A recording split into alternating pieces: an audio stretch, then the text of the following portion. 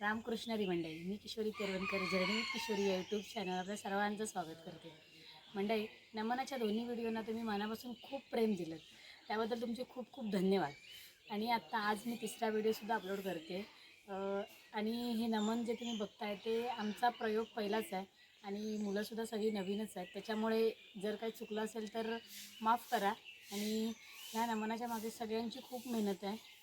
जसं की व्हिडिओमध्ये तुम्ही बघितलं असेल, माझा दादा होता म्हणजे प्रदीप राऊत, त्याचीच ही सगळी योजना होती आणि त्यानेच हे सगळं केलं नव्हतं नमनाचं. म्हणजे एखादा माणूस ठरवतो, तो ठरवणारा माणूस म्हणजे प्रदीप राऊत होता. आणि त्याच्यानंतर त्याचे सहकारी होते खूप सगळे. त्याच्यानंतर अजून खूप सगळे म्हणजे गावची मंडळी, मुंबईची मंडळी, यांची सगळ्यांचीच खूप मदत झाली आहे. त्याच्यामुळेच आम्हाला हा प्रयोग करणं शक्य झालं होतं. आणि आम्ही अगोदर कुठल्याच नमनात वगैरे कुठल्या कार्यक्रमात असा भाग घेतला नव्हता. मीच काय माझ्या म्हणजे माझ्यासोबत जे काम करत होतं त्याने कोणीच आम्ही नमनात वगैरे असा भाग नाही घेतला होता आणि पहिल्यांदाच आम्ही असा प्रयोग करत होतो. खूप छान वाटलं आम्हालासुद्धा आणि सगळ्यांनासुद्धा भारी वाटलं नमन करतानासुद्धा. तुम्हाला कसं वाटलं कमेंटमध्ये सांगायला विसरू नका. तर आधी पूर्ण व्हिडिओ बघा, नंतर मग तुमचा अभिप्राय कमेंटमध्ये कळवा. या मृत्यू लोकात पुण्यवानांपेक्षा पापी लोकांचा परिणाम संख्येची नोंद घेता मुश्किल होऊन गेला आहे.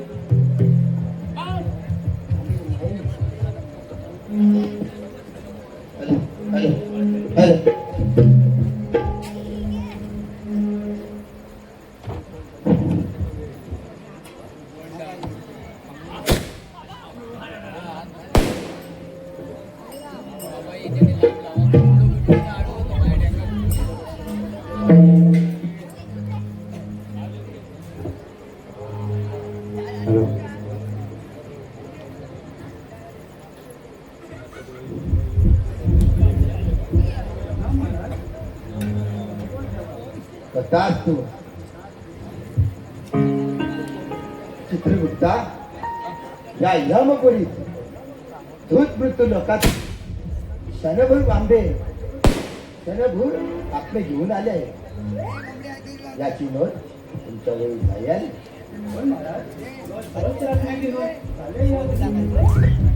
त्यातील पुण्यवान किती आणि पापे किती त्याची नोंद मला वाचून जातो.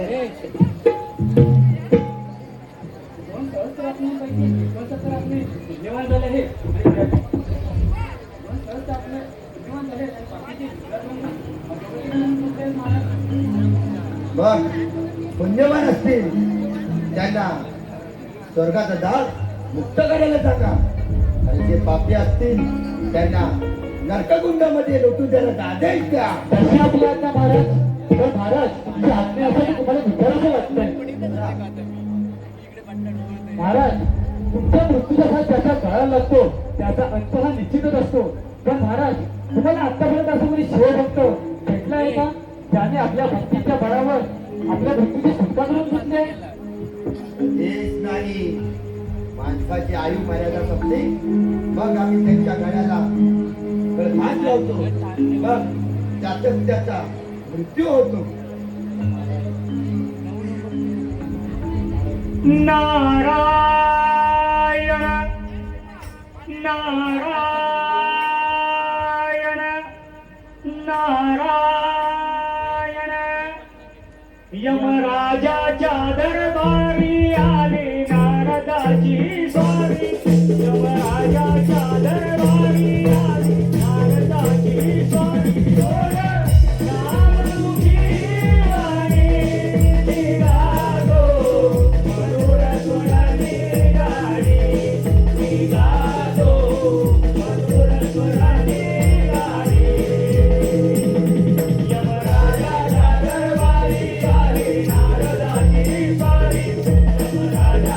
दरबारी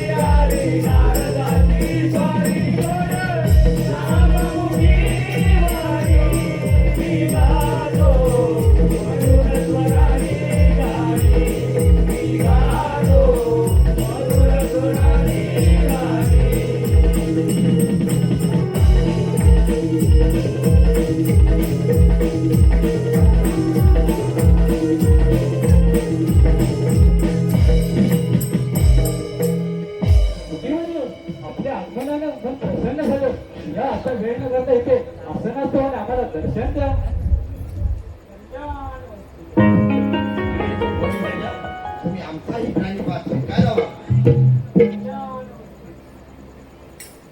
खरोखर आपल्या दर्शनानं मन प्रसन्न झालं. कधी तो पावन झाला हा महाल. पण मुनिवर्य, आपण स्वर्ग मृत्यू पाहणार तिने लोकहितांचा तुम्हाला कुठे काही नवं विशेष ऐकण्यात किंवा पाहण्यात आला आहे का? नारायण नारायण. तुमची ऐकण्याची इच्छा असली तरी मला सांगायला भीती वाटते. का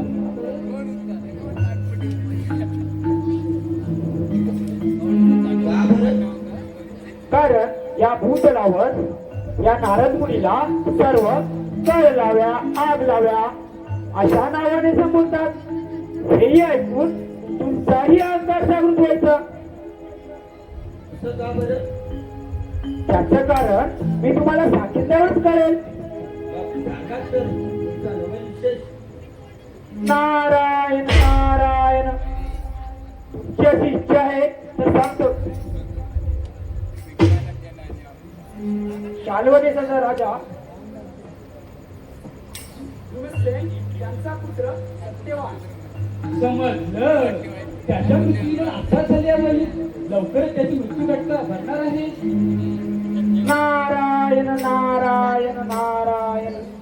म्हणून त्याची वृद्ध माता त्याच्या मृत्यूची वेळ टाळण्यासाठी यमधर्माला शरण जाऊन देवाचा दावा करत बसले आहेत.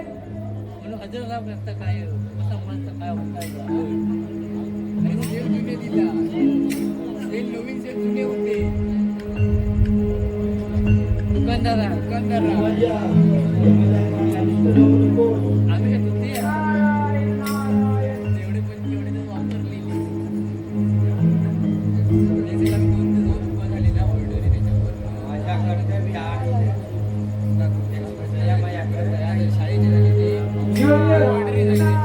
माझ्या कर्तव्य आहे.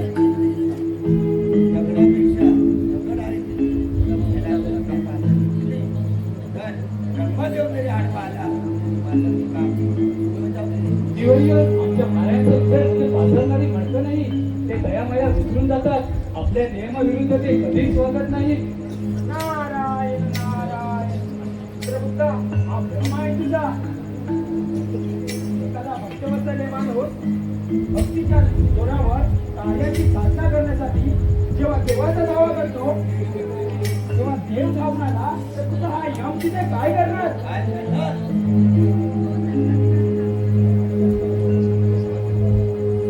तुझा करणार नाही. नारायण नारायण. ब्रह्मा, एवढा गंभीर मारू नकोस. एखाद्या भक्तवत्सल माणूस आपल्या भक्तीच्या जोरावर देवाची साधना करून तुला उल्लंघन कोण येईल? देवाच्या तुमचे हे बोल जाते. अशक्य अशक्य आहे ते. मी माझे बोललेले शब्द कदापि मागे येणार नाही.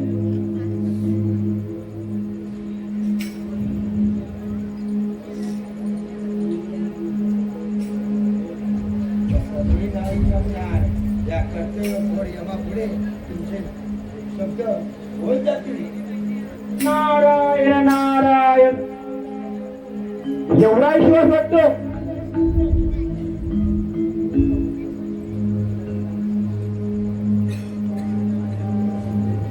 एवढा विश्वास वाटतो. तुमचा पंच भक्तीच्या मुळे मला भरण मुक्त करतो हे पाहायचंय मला.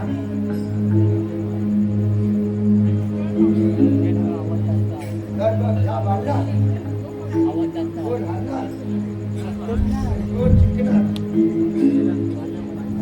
हे पाहण्यासाठी निघालो. नारायण नारायण. पाहिलं चित्रगुप्ता?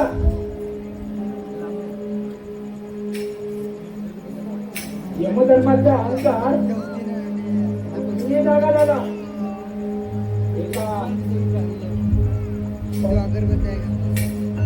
एखाद्या भक्तवत्सल्य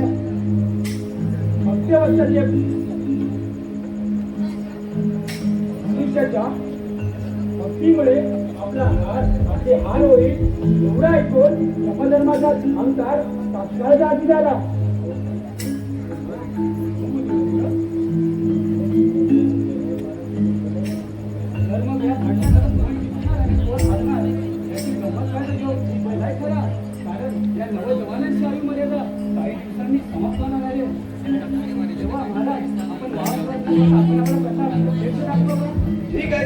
का दिवाळीला असं हसून फिरवू नका मला.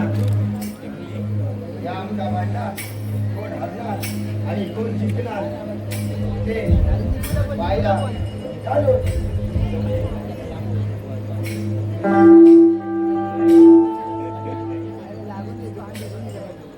नारायण नारायण.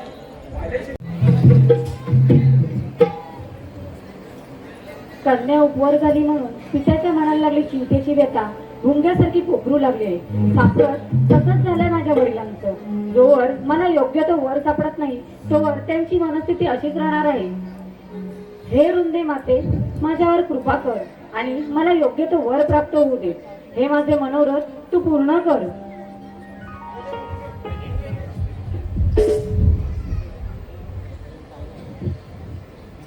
होती तुझे मनोरथ पूर्ण होईल बेटी.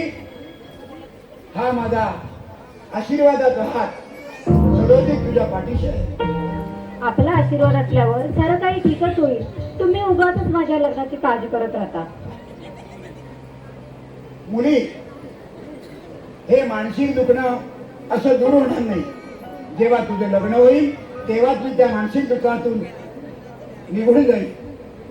हे दुखणं असे चिंता करून दूर आहे काय बाबा? योगायोग आला की माझं लग्न आज ना उद्या होणारच आहे. अगं, लग्नाचे दिवस एक ना एक दिवस पुढे ढकलून चालत नाही. कारण मुलीचं लग्न वेळेवर झालं तर पित्याच्या डोळ्याचं पारणं पिटतं. आणि म्हणून मला तुझ्या मदतीची गरज आहे. काय मदत हवी तुम्हाला माझ्याकडून सांगा तर. सांगतो. जी कामगिरी मी तुझ्यावर संपवणार आहे त्याची तू अवज्ञा तर करणार नाही त्याची मला खात्री आहे. तरी सुद्धा काय पिताजी?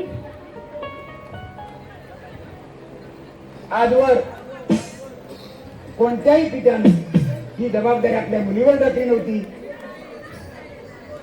ती मी तुझ्यावर टाकत आहे. मग त्याविषयी एवढं चिंतेत राहण्यासारखं काय? तुम्ही माझे गुरु आणि तुमची आज्ञा पालन करणं हे माझं कर्तव्यच आहे. तुम्ही सांगाल ते कार्य करायला मी तयार आहे. तेवढी तू सुज्ञ आहेस. जी कामगिरी मी तुझ्यावर संपवणार आहे तुझ्या वराची निवड करायला तू निघावंस अशी माझी इच्छा आहे. ठीक आहे, एवढंच ना? पिताजी, राग नका मानू हा. पण आपल्या मुलीचं माझ्या वराची निवड करणे हे तुमचं कर्तव्य. मग ती जबाबदारी तुम्ही माझ्यावर का बरं सोपवली? छे असा गैरसमज करून घेऊ नकोस. मी ती जबाबदारी तुझ्यावर टाकतोय तुला संकटात टाकत नाही ना असं तुला वाटतंय? असं नाही पिताजी, परंतु आजवर कोणत्याही पित्याने अशी जबाबदारी आपल्या मुलीवर टाकली नसेल. ही जबाबदारी आज तुम्ही माझ्यावर सोपवत आहात. बेटी, तू सुज्ञ आहेस.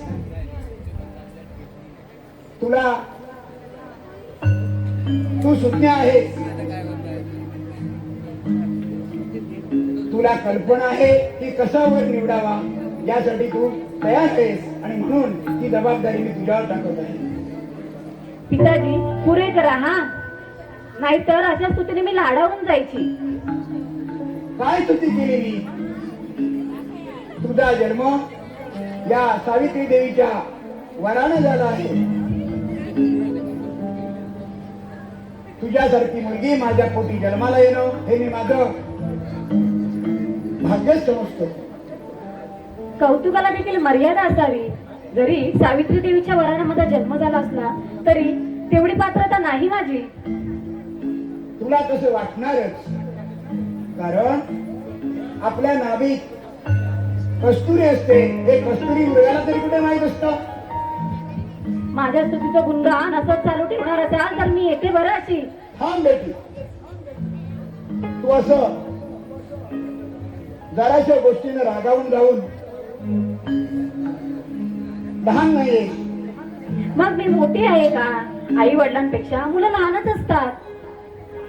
पण एवढ्या वाढत्या वयाबरोबर हा बाळहट्ट बरोबर नाही. तुझा लग्नाचं वय तुझं झालेलं आहे आणि स्वतः तू पती निवडण्यासाठी वराची निवड करण्यासाठी तू स्वतः जावं अशी माझी इच्छा आहे. नारायण नारायण. बेटी पाहिलंच अपेक्षेप्रमाणे मुनिवर्याने सुद्धा आपल्याला साथ दिली आहे. आता आपलं काम यशस्वीपणे पार पडणार आहे. नारायण नारायण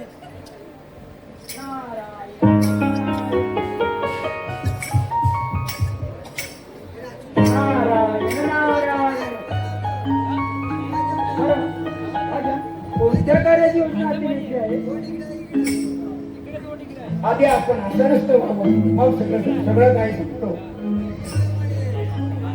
पण माझ्या उपस्थितीने तुमच्या मनात खंडित तर पडणार नाही ना, कारण या भूतलावर सगळे या मुनिवराला कर लाव्या आग लाव्या अशा नावाने संबोधतात. मुनिवर्य त्यांच्या पंक्तीत मला बसवू नका. तुमच्या आगमनानं हा शुभ शकूनच आहे. तुम्ही आलात म्हणजे आमचं काम पूर्ण होणार यात शंकाच नाही. नारायण नारायण. वा राजन, तुम्ही तर माझ्या अवगुणांना पांघरून घालून माझ्या सद्गुणांची तारीफ करत आहात. बरं, कुठली योजना हाती घेतली आहे? माझ्या सावित्रीच्या लग्नाची. नारायण नारायण. मग तिच्यासाठी अनुरूप असं स्थळ तर पाहिलं असेलच ना? नाही, ही जबाबदारी मी तिच्यावर टाकली. छान. तेवढी पात्रता आहे सावित्रीची?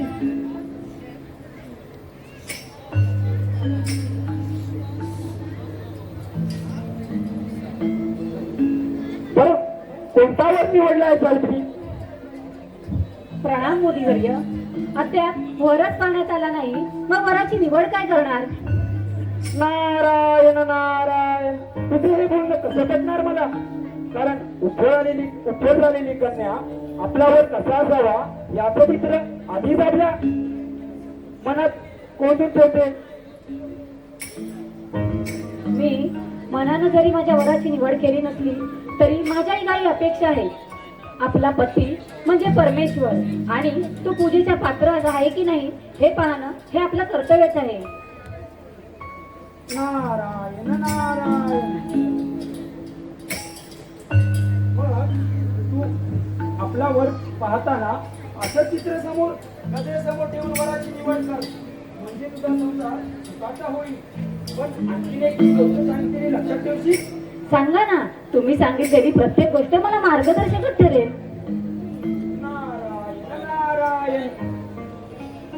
ऐक तर मग, मनुष्याच्या बाह्य गुणांवरून त्याच्या अंतर्मनाची परीक्षा करता येत नाही. अशा बाह्य गुणांना भूलू नकोस. तू वराची निवड करताना पाहुणे पाहून जाऊ नकोस, म्हणजे तुझं कल्याण होईल. माझा आशीर्वाद आहे तुला. नारायण नारायण. आपला आशीर्वाद मिळाला. आता सर्व काही ठीकच होईल. आता माझ्या वडिलांनी सोपवलेली कामगिरी मी पूर्ण करेन याची मनोमन खात्री पटली मला. जा तर, तुझ्या उत्साहाला उधाण आला आहे. आता तर तू निघायची तयारी कर. आज्ञा. प्रणाम. नारायण नारायण. वा राजन, अशी आज्ञाधारी कन्या तुला लाभली हे तुझं जणू भाग्यच आहे. ही पुढे जाऊन नक्की आपल्याप्रमाणे तुझंही नाव रोशन करेल.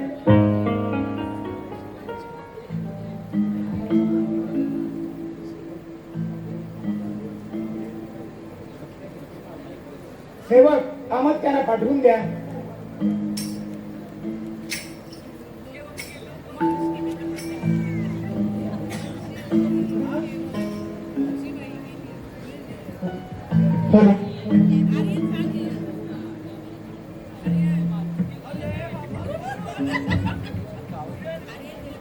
आज्ञा साहेब महाराज.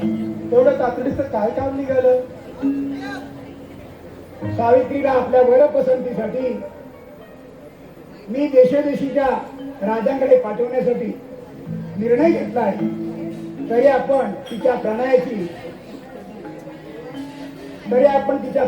तयारी करावी यासाठी बोलावलं आहे. क्षमा असावी महाराज, पण तुमच्या मताशी ताई सरकार सहमत आहेत का? हो, तिचं मत घेऊनच ही तयारी केलेली आहे. ताई सरकारांची ही विचार प्रणाली मला फार आवडली. लोकनीतीच्या भीतीच्या दुनियेत आता जुन्या परंपरेला चिकटून अर्थ नाही.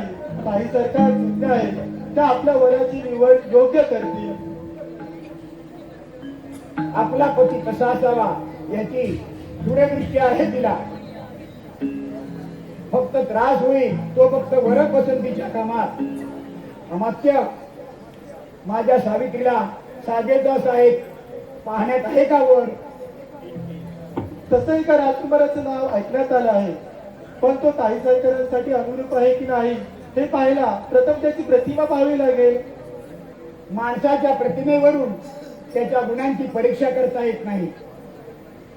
तो बाह्यांगाने चांगला वाटला तरी त्याचं अंतरंग कळत नाही. त्याला प्रत्यक्ष पाहिल्याशिवाय आपण तो निर्णय घेऊ शकत नाही. त्याचं नाव काय? त्याचं नाव सत्यवान. शाल्व देशाचा राजा धुमस्य त्याचा पुत्र. सध्या त्यांची परिस्थिती काय आहे हे पाहिल्याशिवाय ते स्थळ आपल्या योग्यतेनुसार आहे की नाही हे ठरवणं फार कठीण आहे. हे तुमचं मत झालं. विधी घटना काय हे कुणाला माहीत? मला मात्र राजकुमाराचं सत्यवान हे नाव खूप आवडलं. माझ्या मते सावित्रीला घेऊन प्रथम त्यांच्या भेटीला जावं असं मला वाटतं. जशी आपली आज्ञा महाराज.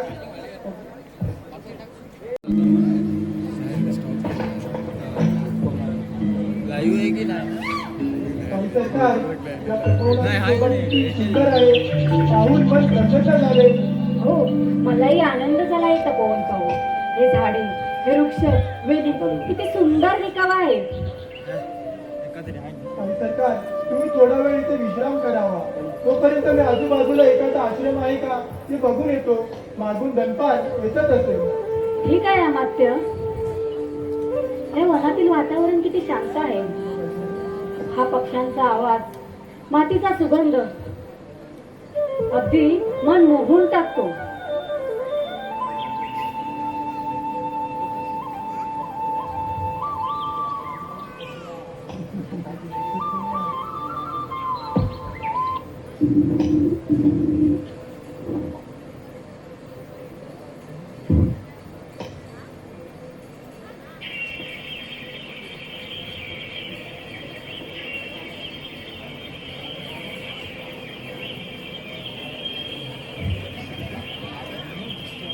वाह, किती सुंदर दृश्य आहे. अगदी मन मोहून टाकते.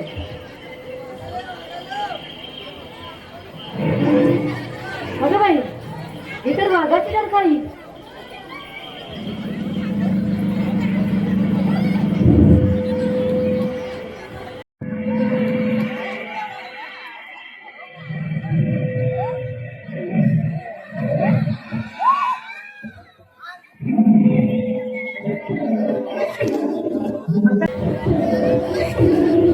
आता काय करावं? जवळपास तर कोणीच दिसत नाहीये.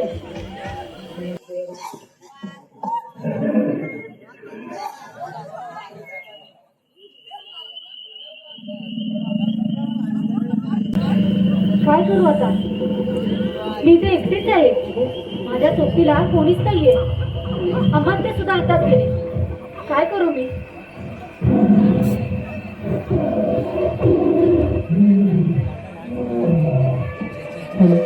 अमात्य आले असते तर खूप बरं झालं असतं.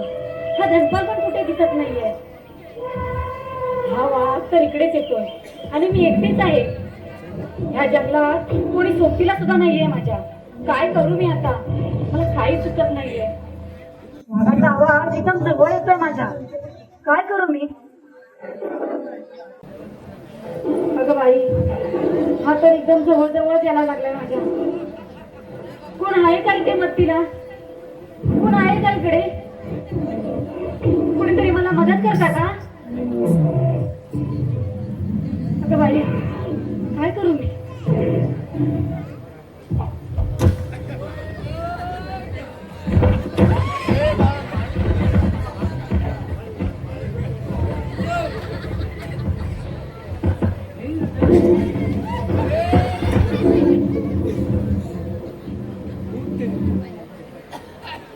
काही सरकार आपण सुखरूप राहत ना. हो म्हणते, मी सुखरूप आहे. घाबरू नका. तुमच्या अंगावर झडप येण्याआधी इतिहास सुखाची वाट दाखवली आहे. अरे कोण असेल ही सुंदरी? नक्की राजकन्या असावी. माझे प्राण वाचवणारा हा वीर कोण असावा? राहणीमान तर साधा आहे, पण चेहऱ्यावर राजकुमारासारखं तेज आहे.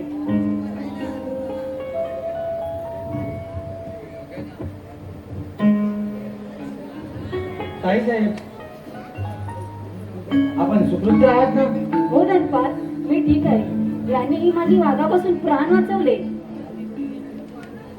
जा बघ, ते जाऊ लागले. जा, त्यांचे नाव विचारून घे. ते कुठे राहतात, काय करतात, त्यांचं नाव विचारून घे. काही सरकार त्यांचे आभार पण मानून घे. काही सरकार हे कर्तव्य आपले आहे. त्यांनी तुमचं वाघापासून रक्षण केलं आहे. जा, तुम्ही स्वतः जा, त्यांना नमस्कार करा आणि त्यांना आभार माना. त्यामुळे तुमचा आणि त्यांचा परिचय होईल. पण परक्या पुरुषाशी बोलणे इतका धीटपणा माझ्यात नाही. हं, ते कार्य तुम्हीच करू शकता. एवढे तुम्ही चतुर आहात. काही सरकार तुमच्या इच्छे खातर आता तेही धाडस करायला हवंय. हो, अहो जा. ऐकताय का? जरा बोलायचंय तुमच्याशी. अहो जरा बोलायचंय, जाऊ नका. आपलं नाव काय? माझं नाव सत्यवान. वा, किती सुंदर नाव आहे. यांना अगदी शोभून दिसतंय. तुम्ही आमच्या ताई सरकारांना वाघापासून वाचवलाय. त्याआधी तुमचं गाव कोणतं? आमचं गाव ही तपोवनात जवळ आश्रम आहे आमचा.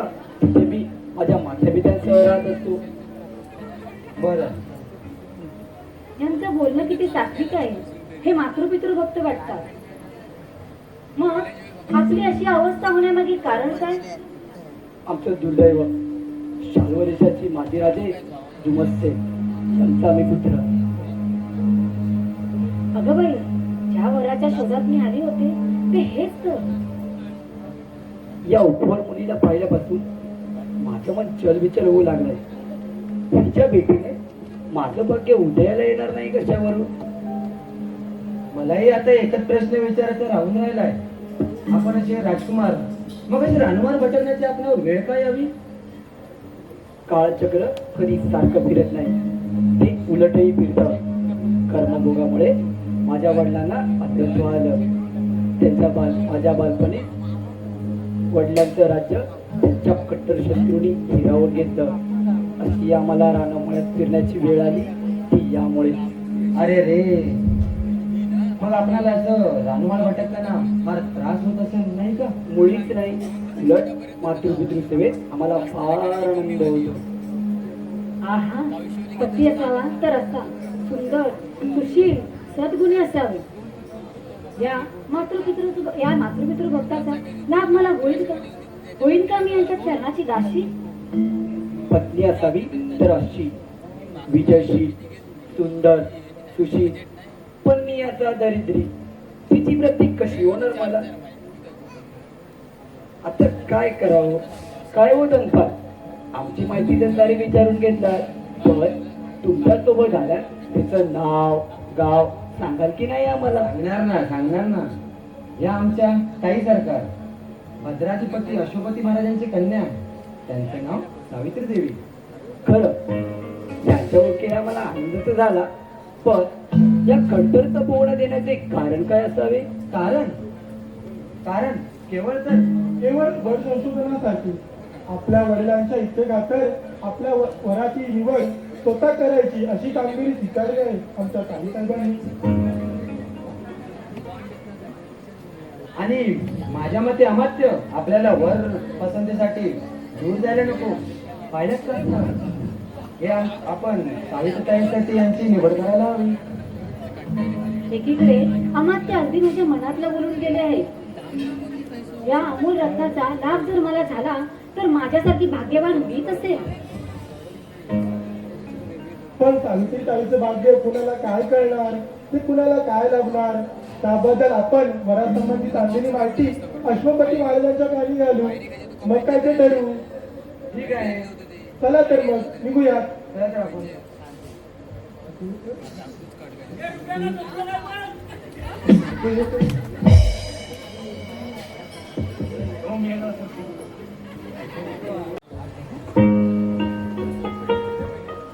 धनपालाच्या वाटेकडे डोळे लावून बसले. कुठे राहिला हा धनपाल? तो आला नाहीये तर माझ्या मनात शंका कुशंका येऊ लागले. त्यांची संमती घ्यायला मीच जायला हवं होतं वनात. कुठे राहिला अमात्य? त्यांची भेट झाली असेल की नाही?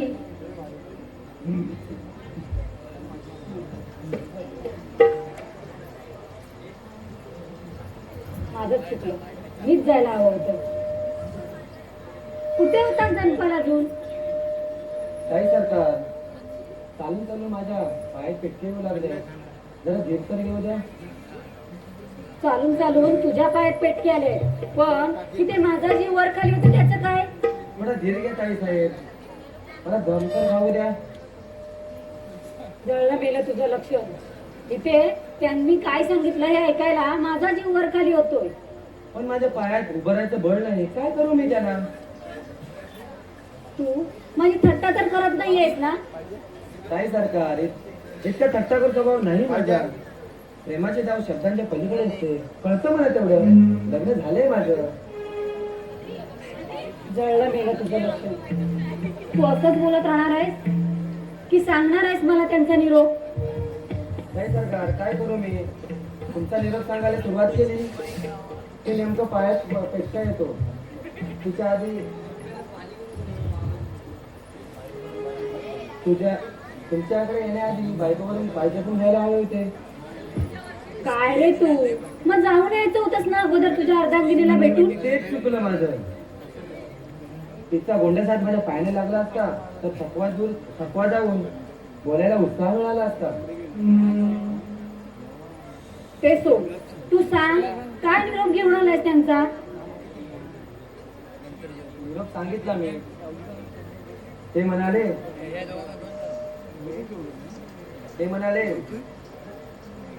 नको ते बोलले.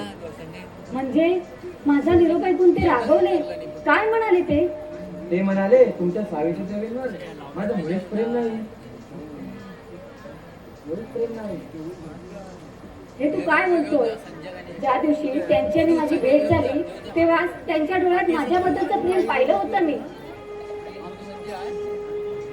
अगदी बरोबर ओळखलं ताई साहेब. तुमच्यावर बरोबर प्रेम आहे त्यांचं. मग माझ्याशी नाटक करून तू मारलास ना. चा आता त्यांच्या स्वागताची तयारी कर. हो तुला ताई घेऊन ये. साहेब. हो ताई साहेब, येतो मी. हा त्यांना भेटायचं म्हणून माझं मन एकदम भरून आलं आहे. कधी एकदा त्यांची भेट होते असं झालंय मला. अगं बाई, आलेच वाटतं ते.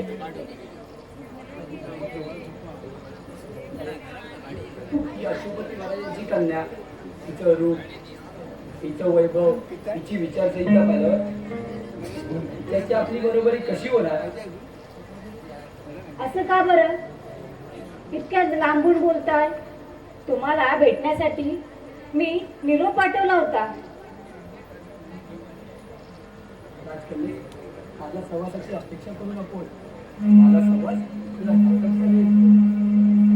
दुःखाचे धक्के तुला सोसावे लागतील. मी आपली निवड माझ्या मनानं केली आहे. तुम्ही जसं जीवन जगता तसं जीवन जगायची तयारी आहे माझी.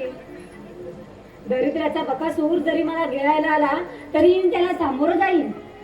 न पटण्यासारखं बोलतेस. मी हा असा जगली तुझं जरी लावण्याची बुद्धी तुझ्या शब्दाला होकार द्यायला मला लाज वाटते की म्हणूनच. स्वतःकडे करुणा घेऊन मला का बरं तुम्ही असं नाराज करता? तुम्ही विचारवंत, धीरवंत, पराक्रमी पुरुष. मग गेलेलं वैभव तुम्ही अशा परिस्थितीत सहज मिळवू शकता.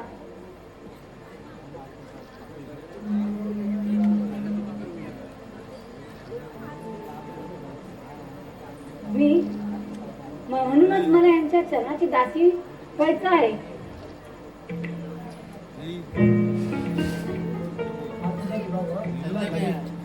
सोन्याच्या रथात बसून फिरणारी तू माझ्यासोबत काट्या कुट्यातून दगडदंडातून फिरताना तुझे पाय रस्ताबोंबल होती. कधी कधी रानात फिरताना पोटात भुकेची आग पेटलेली असते. अशा वेळी जवळपास पाणी नसते. राजवैभवात वाढलेली तू या यातना कशा सहन करशील? राजकारणे हा विचार तुझ्या डोक्यात आलेला नाही दिसत. हीच परीक्षा केल्यात ना तुम्ही माझ्या मनाची. मग मी काय सांगते ते ऐका.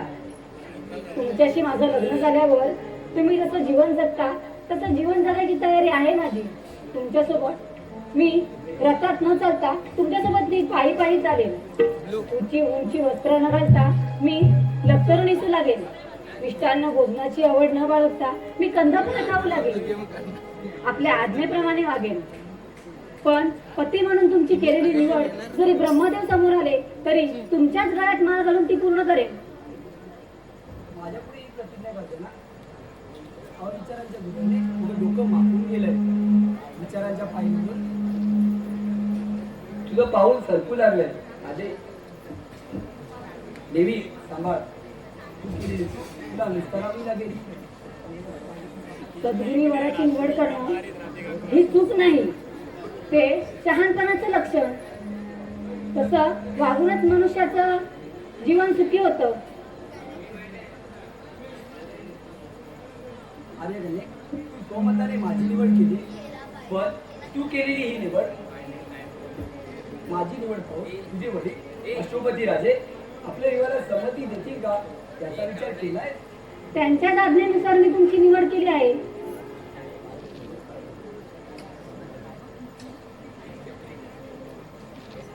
या आता काय बोलावं तेच काही समजत नाही. आपल्या सुखाकडे पाठ फिरून मी माझ्यासोबत आशीर्वाद द्यायला निघाले आहे. इथे तिला काय सुख लागणार? कसला विचार करताय? माझ्या आई वडिलांची पूर्ण संमती आहे आपल्या लग्नाला. त्याची समज असली तरी माझ्या दृष्टीने मला विचार केला पाहिजे.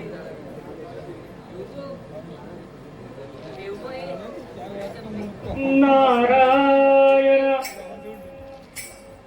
नारायण नारायण नारायण. कसला विचार करताय? सावित्री देवीने वर म्हणून माझी निवड केली याचा विचार. नारायण नारायण. मग यात अंत असते का? सावित्री सारख्या मुलीने तुझी निवड केली, मग तू तिला विरोध का करतोय? याशी लग्न केलं तर तुझ्या आयुष्याचं सोनं होईल. तुझी वाईट सल्ला देणार हे पटतंय मला, पण तुझा नाही, पण सावित्रीने केलाय. तिचं तो पण पूर्ण करण्यासाठी तू तिला लग्नाला होकार दे. आणि तुमच्या आई वडिलांचे सेवपणाचे भाग्य मला लाभू दे. पाहिल्यास सत्यवाना किती मन मोठं आहे सावित्रीचं. याची कसोटी मला पटली. पण प्रश्न आहे तो माझ्या माता पित्यांच्या पसंतीचा. नारायण नारायण. मी तुझ्या माता पित्यांचं मत आधीच घेऊन ठेवलंय. सून म्हणून पसंत आहे ती. आणि मुनिवर्य, माझे आई वडील या लग्नाला तयार आहेत हे सांगितलं ना तुम्ही त्यांना? नारायण नारायण. पाहिलं सत्यवाना, आता उद्याच्या मुहूर्तावर ठरलेल्या वेळेत सावित्रीशी लग्न करण्यासाठी तयार हो. त्यावेळेस मी तिथे उपस्थित राहील. कसला विचार करत आहात? सर्व काही व्यवस्थित होईल. हो सावित्री, तुला आता निघायला हवं. तुझ्याकडे खूप उशीर झालाय. ठीक आहे, मी वाट पाहिल आपल्या लग्न नटिकेची.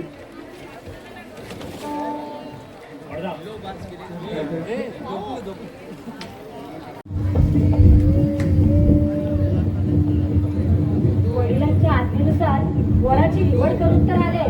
आता त्यांचं काय म्हणणं आहे ते ऐकून पुढचा मार्ग स्वीकारायचा.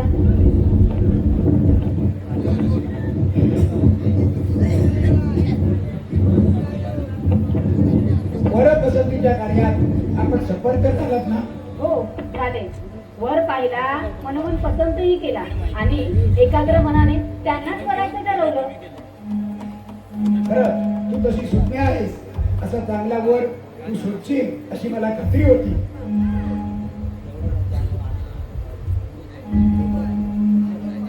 कोणत्या राजकुमाराची निवड केली?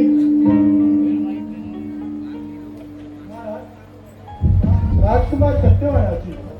त्याला अंधत्व आल्यामुळे त्यांच्या कट्टर शत्रूंनी त्यांचे राज्यहरण केले. त्या शाल्व देशाचा राजा भीमसेन त्याच्या पुत्राची. अमात्य,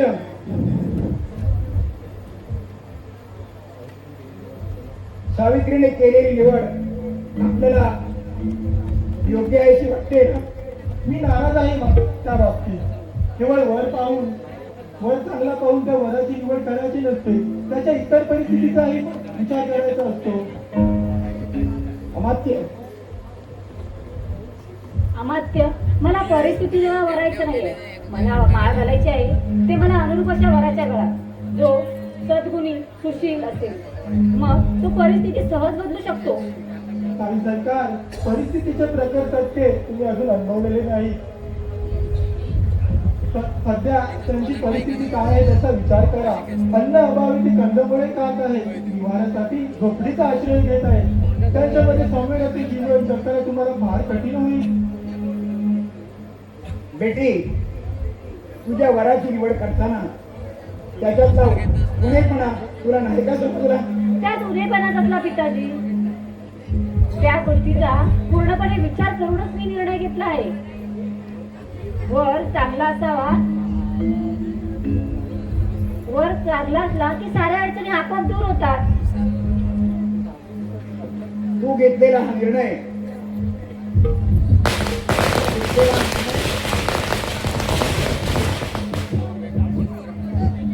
तुला पायघड्यावरून चालण्याची सवय, अशा काट्या कुट्यातून दगड कुट्यातून चालण्याची नाही. हा निर्णय बदलायला पाहिजे. मला ऐहिक सुखाची लालसा नाही. मी वनवासी राजकुमाराची निवड केली आहे ती माझ्या मनाने. त्यांची परिस्थिती जी आहे ती मी स्वीकारायला तयार आहे. पिताजी, ही जाणीव मला उगीचच नाही झाली. माझं ब्रह्मलिखितच असेल तसं. हे ब्रह्मलिखित कसं म्हणावं? त्या राजकुमाराला पाताक्षरी तुम्ही त्यांची निवड केली, हा तुमचा अविचार नाही का? अमात्य, मी केलेला हा तुम्हाला अविचार वाटतो ना? मग तुम्ही सांगा, मी माझा वर कसा असावा? तुमच्या योग्यतेप्रमाणे.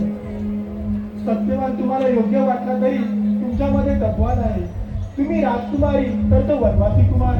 तुम्ही राजमहालात राहता तर तो निवाऱ्यासाठी झोपडीचा आश्रय घेत आहे. तुम्ही निष्ठाने सेवन करता तर तो अन्नाभावी कंदमुळे खात आहे. ही तुमची विचार प्रणाली चुकीची नाही का?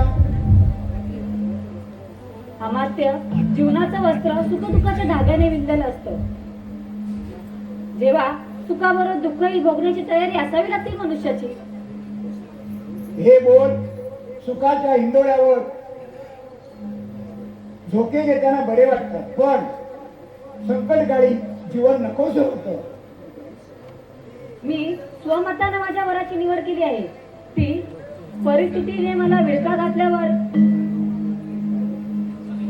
माझ्या नशिबाला दोष देण्यासाठी नाही, तर गंभीर मनानं तिला सामोरं जाण्यासाठी आणि तिच्यावर मात करण्यासाठी.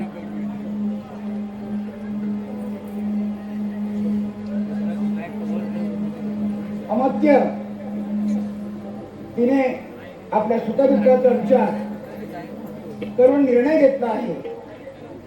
होऊ द्या तिच्या मनासारखं. ठीक आहे महाराज. मनुष्याला त्याच्या कर्माप्रमाणेच बुद्धी सुचते. म्हणून तुमच्या मताचा विरोध करून मी माझ्या दैवावर हवाल झाली आहे. आता माझं दैवच ठरवेल माझ्या नशिबात काय आहे ते.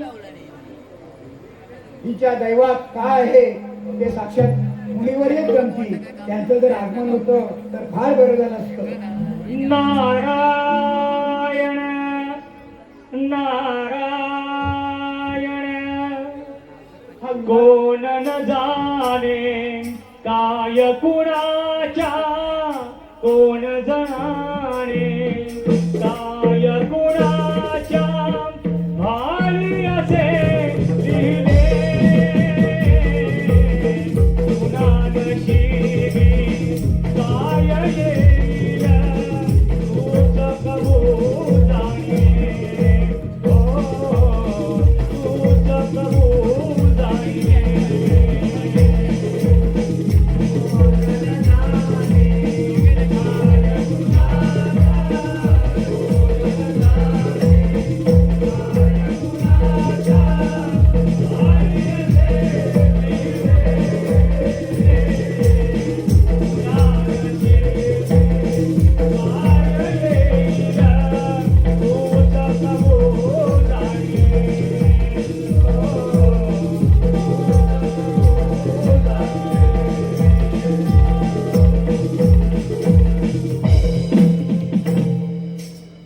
नारायण नारायण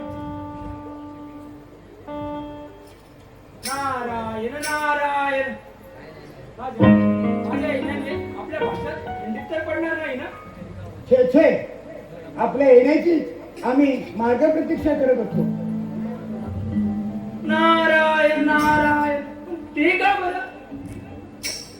मी तर पैसा नारद. मी जिथं पाय ठेवतो तिथं विघ्न उभं राहतं असं लोक म्हणतात. म्हणून म्हणतो माझी वाट पाहण्याचं कारण काय? सावित्रीने घेतलेल्या निर्णयात सावित्रीने घेतलेल्या संशोधनाच्या बाबतीत, कारण तो वादग्रस्त ठरला आहे म्हणून. नारायण नारायण. म्हणजे सावित्रीने आपला वाद पसंत केला म्हणायचा? होय.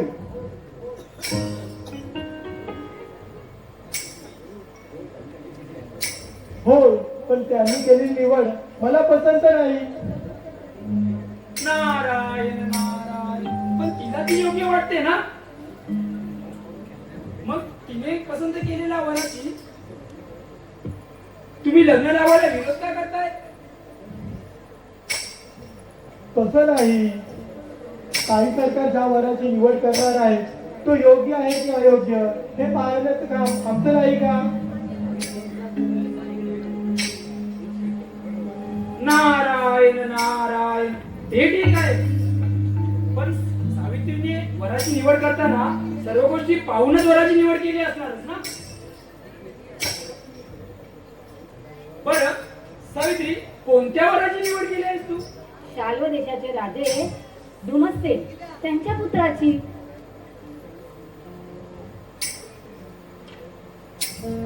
नारायण नारायण. होय, तोच पती तिने पसंत केलाय. सत्यवानाची निवड करताना ती त्याच्या रूप सौंदर्यावर भाळून तर फसली तर नाही ना? नारायण नारायण. छे छे, सावित्री सारखी चतुर मुलगी असणार शक्य नाही.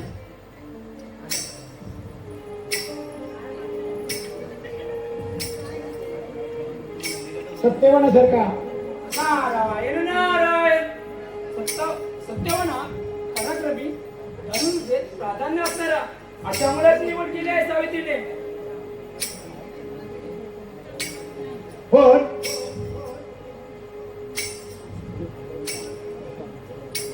थांबलात का तुम्ही? नारायण नारायण. राजन, मी तुला अमृताचे गोष्ट बांधले, पण आता वेळ आहे विषाचे गोट पाजण्याची.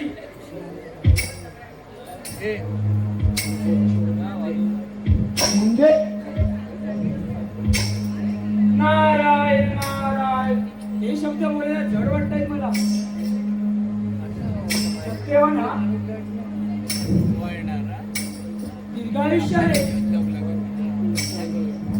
अरे काय आहेत तुम्ही?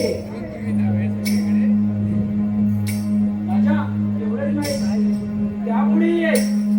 लग्नानंतर 1 वर्षानंतर काळाचा मास त्याच्या गळ्याभोवती पडून त्याचा मृत्यू होणार आहे. काही सरकार ऐकलात का सत्यवानाचे भविष्य? त्याचा 1 वर्षाने मृत्यू होणार आहे. मग आपला काय विचार? मी एकदा घेतलेला निर्णय बदलत नाही. मी जो वर निवडला आहे तोच कायम. त्याच वराला मी वरणार आहे. बेटी विचार कर, असं अविचार करू नकोस. वैधव्याच्या यातना तुला कायमच्या जन्मावर भोगाव्या लागतील. ते दुःख भोगण्याची तयारी आहे माझी. पती म्हणजे परमेश्वर. पती म्हणजे परमेश्वर. मी त्यांना माझ्या हृदयाच्या देवाऱ्यात पूजला आहे. असं बोलणं ऐकून, तुझं असं बोलणं ऐकून माझी मती तर फुटली. मुनिवर्य, तुम्हीच काय तो उपाय सांगा. नारायण नारायण, मी सुचवतो तुम्हाला यावर काही उपाय. माझ्या गायत्री मंत्राच्या त्या व्रताने तुला या सावित्रीची प्राप्ती झाली. तेच व्रत सावित्री तू 3 दिवस कर आणि 4थ्या दिवशी पतीसोबत राहा. म्हणजे तुझा व्रताच्या प्रभावाने तुझ्या पतीचा मृत्यू टाळेल. ठीक आहे मुनिवर्य, आपण सांगितल्याप्रमाणे मी हा वटसावित्रीचा व्रत 3 दिवस निर्जळी एकादशी सारखा करीन. तरी हा माझा व्रत शेवटास नेण्यासाठी तुम्ही मला आशीर्वाद द्या. नारायण नारायण, तुझी इच्छा पूर्ण हो. माझा आशीर्वाद तुझ्या पाठीशी आहे. राजा, विधिघटनेप्रमाणे सावित्रीच्या लग्नाची तयारी करायला सुरुवात केली. मनात शंका नको. ठीक आहे अमात्य, आपण मुनिवर्याला त्यांच्या कहण्याप्रमाणे धनपाला लक्ष्मण सावित्रीच्या लग्नाची तयारी करणार. ठीक आहे महाराज.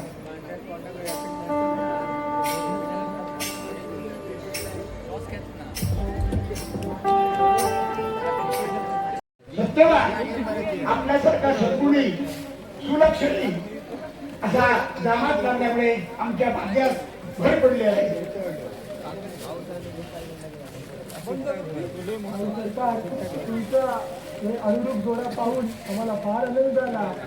विधात्यानं तुमच्या नशिबात जोडा तुमचा पिताचा हो आहे की नसावा. तर आमच्या संसाराला आम्हाला आशीर्वाद द्या. शतायुषी भव, अखंड सौभाग्यवती भव. नारायण नारायण, हे काय अश्वपती पण इथे आहे.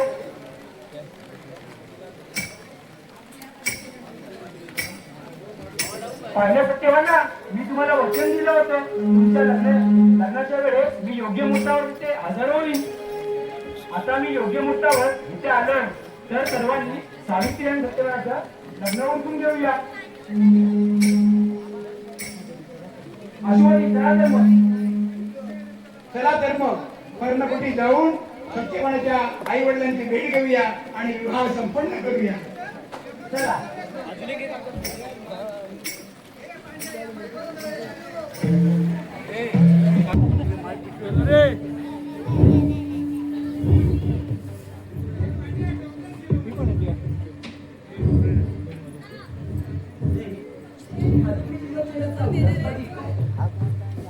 माझा चेहरा उदास दिसायला मला कसला रोग जडलाय का? माझ्या काळजीचा रोग झालाय तुला.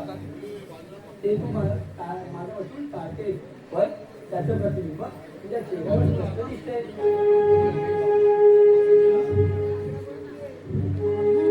असं का बरं? तुमची काळजीच माझा जीव वर खाली होत असतो. तुम्ही एकटे असे तपोवनात जाता, मग मला विचार नाही का पडणार? मला काळजी नाही का वाटणार तुमची? तू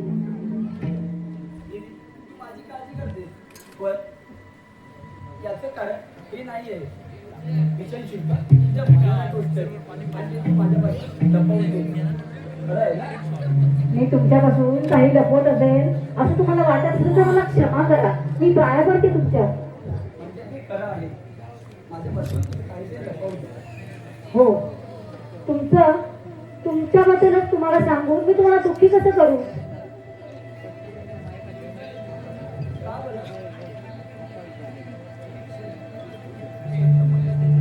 पतिदेवाच्या आयुष्यात काय आहे हे त्यांना सांगून दुःखी करण्यापेक्षा त्यांच्यासाठी त्यांचं सुख काय आहे हे बघणं पती पत्नीचं कर्तव्यच असतं आणि तेच कर्तव्य पार पडत आहे मी.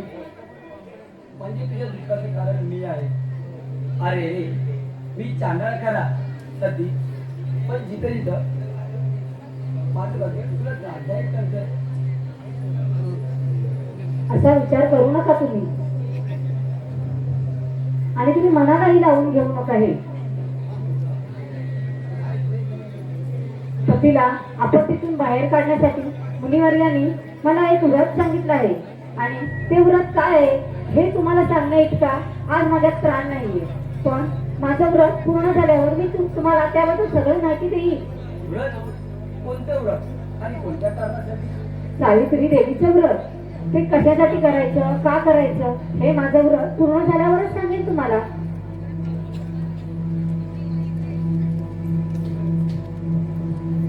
म्हणून ते सांगण्याची शिक्षा मला देऊ नका बरं. हा सती सावित्री आहे. इतके दिवस मी माझ्या पद्धतीचा विचार करत होतो पण यापुढे काय दुःख आहे हे विचारून तुला अधिक दुःख द्यायचं नाहीये मला. खरंच माझं भाग्य तोड तशी मला पतंगी लागली. माझी सृष्टी अशीच चालू ठेवणार आहात का आता? अहो, पती पत्नी म्हणजे संसाराच्या रथाची दोन चाकं. दोघांनी एकमेकांना समजून घेतलं की संसार सुखाचा होतो. चला आपल्याला वनात जायचं आहे आणि लाकडं तोडून घरी घेऊन जायचं आहे. चला जाऊया.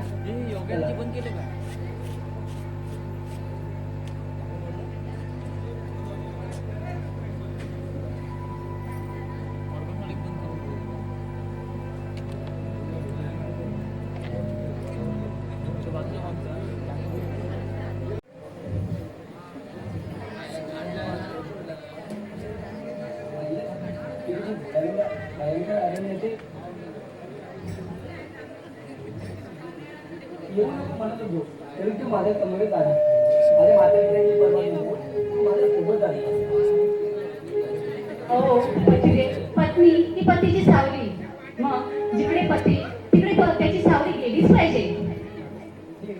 माझ्या समोर मी कुठं दूर जाणार नाही होतो. इथं जवळ लाकडं तोडून परत येणार. हो, पण तुम्हाला कुठे एकटं पाठवायला भीती वाटते मला. म्हणूनच तुम्ही लाकडं तोडाल ते मी गोळा करायला आली तुमच्या मागे. लाकडं गोळा करायचं कष्ट तुला कशाला? अगोदर 3 दिवसाचा पोषण करून तुला त्रास झाला आहे. त्यात हे भयानक कारण अगदी पशुपक्ष्यांचं गुरगडणं पाहून तू घाबरून जाशील. त्यामुळे तुला माझ्या संगत आणायला मी नकार देतो. आपण माझ्यासोबत असल्यावर मला कसली भीती? मी काळाच्या काळालाही घाबरत नाही. चला आता संध्याकाळ होत आली आहे. लाकडं तोडून घरी जाऊया. ही काळजी तुला नको. मी त्या समोरच्या जागावर जाऊन लाकडं तोडतो. तोपर्यंत तू बलावण्यासाठी काहीतरी कंदमुळे गोळा कर. ठीक आहे.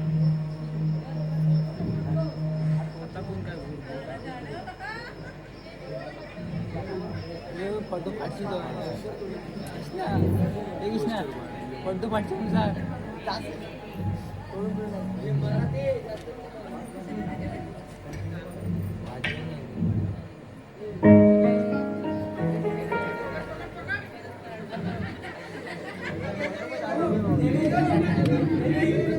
अहो, काय होतंय तुम्हाला?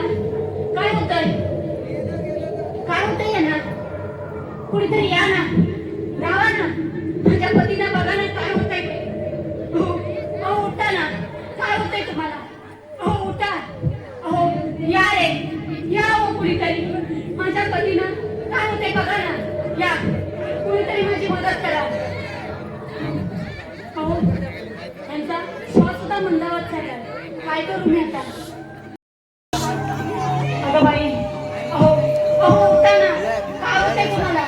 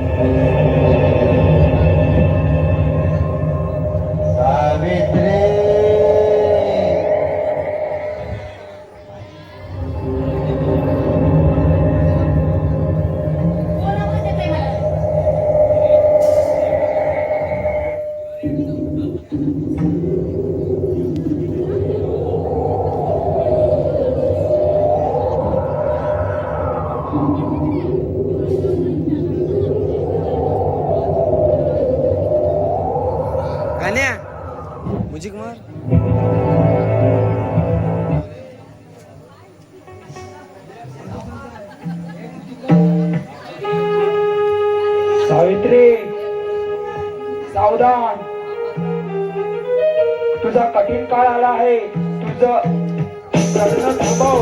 मी दिलेला आशीर्वाद तुझे घरी जाणार नाही. खूप तरी आणि कांगे मी जे तुला आशीर्वाद दिले ते फुकट जाणार नाही. सावध हो आणि बुद्धीने दोष आणि या आलेल्या प्रसंगावर विजय मिळव. सावित्री सावधान सावधान सावधान. माझा आशीर्वाद तुझ्या पाठीचा आहे सावित्री. सावध हो सावध हो सावध हो.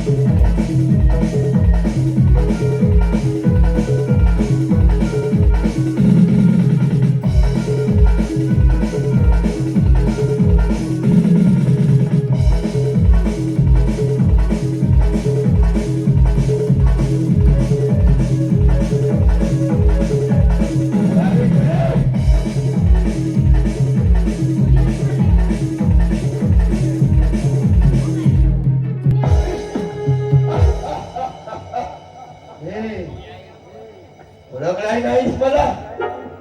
ओळखलं. आपण देवादिवे या अरण्याच्या ठिकाणी येऊन मला दर्शन दिलं, धन्य झाले मी. म्हणजे माझी ओळख तुला पटलेली दिसत नाही. सावित्री, ज्याच्या दर्शनाने समस्त लोकांचा कांदा धीर सुटतो, पाताक्षणी हृदयात धडकी बनते, तोच मी अखिल प्राणी मात्रांच्या प्राणाचं हरण करणारा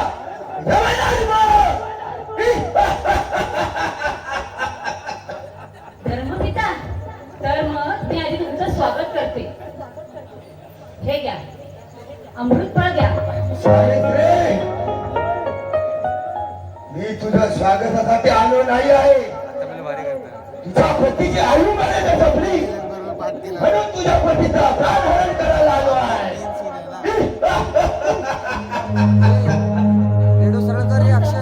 मनुष्य प्राणहरण करायला आपले दूर जातात, मग यावेळी आपण यायचं कारण? सावित्री, तुझा पती गुणवान पुण्यवान तसाच आई वडिलांचा खरा भक्त आहे. म्हणून ही कामगिरी भूतांवर न सोपवता मला स्वतः यावं लागलं. तर या अंकुष्ट मात्र पाषाणानं तुझ्या पतीचं प्राणहरण करून मी माझं कर्तव्य बजावलं. थांबा महाराज, माझ्या पतीचे प्राण एकाएकी घेऊन जाऊन माझा सौभाग्य मागू नका. माझ्यावर कृपा करा. माझ्या पतीचे प्राण एकाएकी घेऊन जाऊ नका. मुली माझ्या पाया पडू नको. माझ्या पाया पडून तुझ्या पतीचे प्राण तुला परत मिळणार नाही. तू असे व्यर्थ श्रम करू नकोस. नाही प्रभू, जिकडे पती तिकडे सती गेलीच पाहिजे, हे धर्मवचनच आहे. मग माझ्या मार्गात जरी कडे आले तरी माझ्या वडिलांच्या आणि माझ्या व्रताच्या सामर्थ्यावर मी ते पार करीन. जिकडे माझे पती तिकडे मला घेऊन चला. हे आता शक्य नाही. तू पतीची सेवा करून तू ऋणमुक्त झालीस. आता परत जा आणि पुढच्या उत्तर कार्याला जा. नाही महाराज, सत्पुरुष सांगतात सज्जनाबरोबर 7 पावली चालली असता मैत्री होते आणि ती मैत्री कधी निष्फळ जात नाही. म्हणून या मैत्रीचं फळ मला मिळालंच पाहिजे. सती, हे तुझ्या अमृततुल्य बोल ऐकून माझा हृदय सागर दारुण्याला आला. आता तुझ्या पती वाचून जीविताशिवाय तू दुसरा कोणताही वर मागून घे. तर मग महाराज, माझ्या सासऱ्यांना आलेला अंधत्व दूर होऊन त्यांना दृष्टी लाभावा हेच मागणं आहे माझं. तुझ्या मनासारखं होईल. आता तू माघारी जा.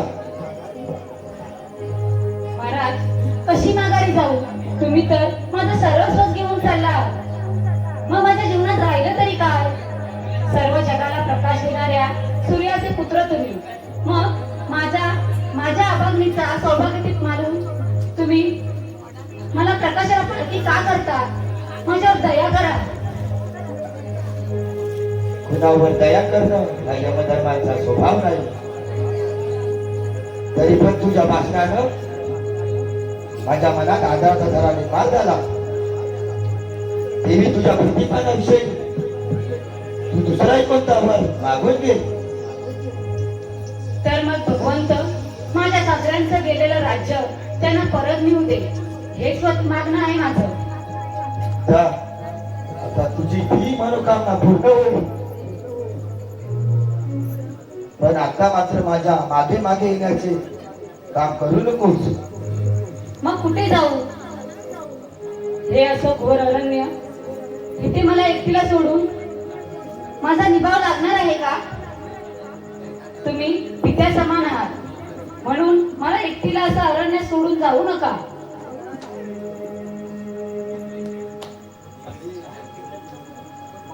देवादेव, आपण सूर्याचे पुत्र, आपली प्रजेवर सत्ता, आणि असं असताना तुम्ही माझ्या पतीचे प्राण का बरं नेतात? असं करू नका. मला माझ्या पतीला जीवदान द्या.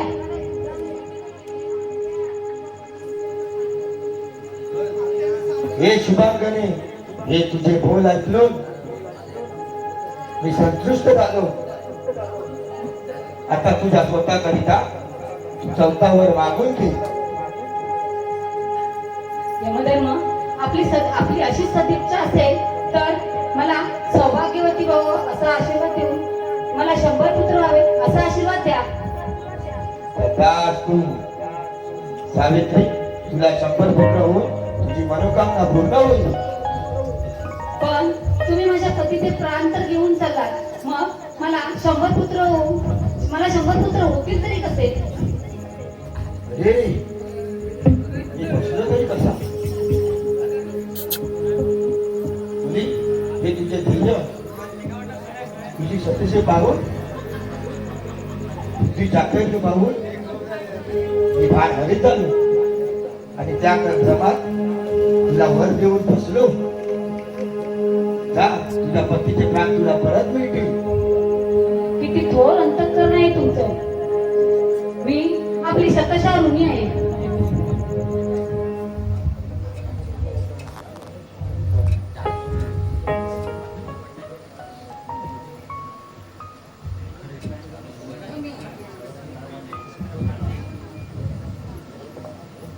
सावित्री, काय वाट बघतेस? उठव त्याला. अहो, ऐकलत का? उठताय ना? यमा, शेवटी तुझं गर्भहरण झालंच ना? होय मुनिवर्य, मी हरलो. शेवटी तुमचे बोल न होता खरे ठरले. मी कबूल करतो. त्यामुळे या प्रतिवत्तेचा महिमा या आवडी तलावर सदैव गायला जाईल. जातो.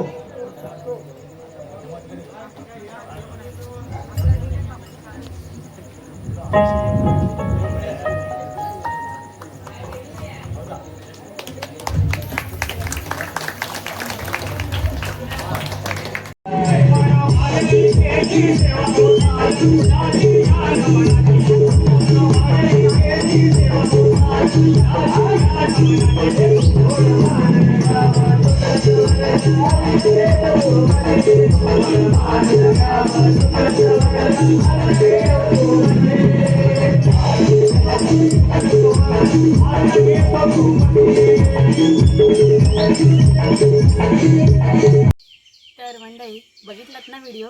पहिला आणि दुसरा व्हिडिओ बघितला नसेल तर तोही जाऊन बघा.